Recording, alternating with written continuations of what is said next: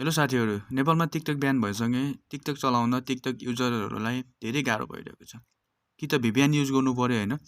VPN use गर्दाखेरि पनि धेरै कुराहरूको सामना गर्नुपर्ने हुन्छ। जस्तै मोबाइलमा रहेको डाटाहरू चोरी हुने सम्भावना धेरै हुन्छ। हामीले VPN चिनेको हुँदैन। सो आउनुहोस्, म आज तपाईँहरूलाई यस्तो ट्रिकको बारेमा बताउन गइरहेको विदाउट VPN मजाले चल्छ ढुक्क तरिकाले, स्किप नगरिकन हेर्नु होला।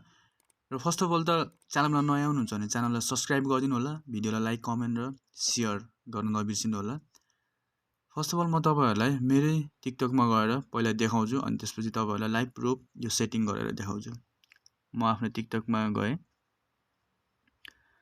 तपाईँले एकदम स्किप नगरिकन हेर्नु होला। यो सेटिङ चाहिँ होइन, यो ट्रिक चाहिँ एकदम मजाले वर्क गर्छ।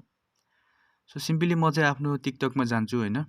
टिकटकमा गइसकेपछि तपाईँहरूलाई मेरो पहिला यो चाहिँ विदाउट VPN होइन, विदाउट यो मेरो ट्रिक तपाईँले देख्न सक्नुहुन्छ होइन। चलेकै छैन, नो इन्टरनेट कनेक्सन भनेर लेखिरहेको छ होइन। मेरो इन्टरनेट पनि अन छ होइन।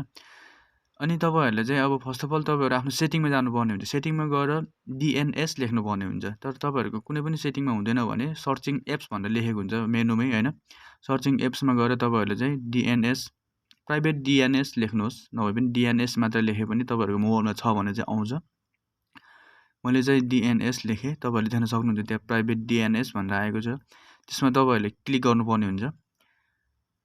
क्लिक गरिसकेपछि तपाईँहरूले तल यस्तो इन्टरफेस देख्न सक्नुहुन्छ होइन। प्राइभेट DNS भनेर आएको हुन्छ। यो चाहिँ अप्सन त होइन। सो तपाईँहरूले यहाँ तीनवटा अप्सन देख्नुहुन्छ, of, automatic, private DNS provider, host name भनेर आएको छ। सो हामीले सबैभन्दा लास्टकोमा क्लिक गरेर तल देख्न सक्नुहुन्छ त्यहाँ केही टाइपिङ गर्नुपर्ने हुन्छ।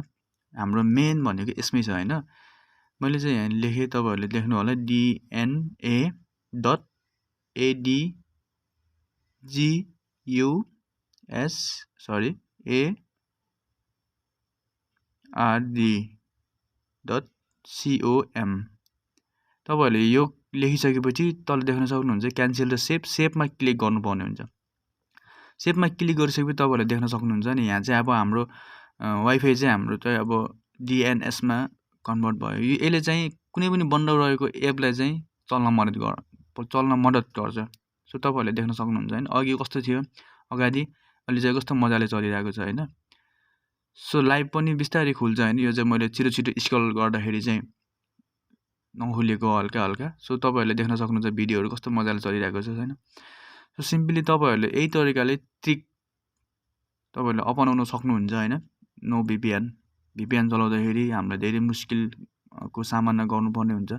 धेरै कुराहरू हामीले हाम्रो मोबाइलबाट धेरै कुराहरू चोरी हुने सम्भावना पनि हुन्छ। सो तपाईँहरूले चाहिँ यो तरिकाले आइडियाहरू अपनाउनु होला, ट्रिक अपनाउनु होला। जस्तो गरेको छु त्यही तरिकाले फलो गर्नु होला। तपाईँहरूको चाहिँ टिकटक चाहिँ यदि टिकटक मात्र होइन, कुनै पनि बन्द रहेको सरकारले बन्द रहेको एप्सहरू चाहिँ खुल्छ होइन। सो भिडियो कस्तो लाग्यो, जस्तो लाग्यो त्यति सुझाव सल्लाह दिन नबिर्सिनु होला। आगामी दिनहरूमा यस्तै भिडियोहरू म ल्याउने गर्नेछु।